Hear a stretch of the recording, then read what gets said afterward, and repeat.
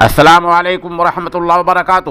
ناظرین، آج کی خبروں کی شروعات مولانا قاری محمد دانش نبیل قاسمی کی تلاوت کلام پاک سے کی جا رہی ہے۔ آپ بھی ہمارے نمبر 9627709014 پر اپنی تلاوت بھیج کر اس نیک کام میں حصہ لے سکتے ہیں۔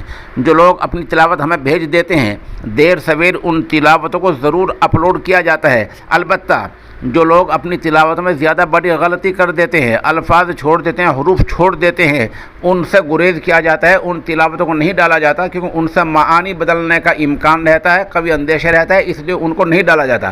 البتہ جن کی معمولی غلطیاں ہوتی ہیں، تسامحات جن کو کہا جاتا ہے، ان کو نظر انداز کر دیا جاتا ہے اور ان کو اپلوڈ کر دیا جاتا ہے۔ تو آپ بھی ہمارے نمبر پر اپنی تلاوت بھیج کر اس نیک کام میں حصہ لینے کے مجاز ہیں۔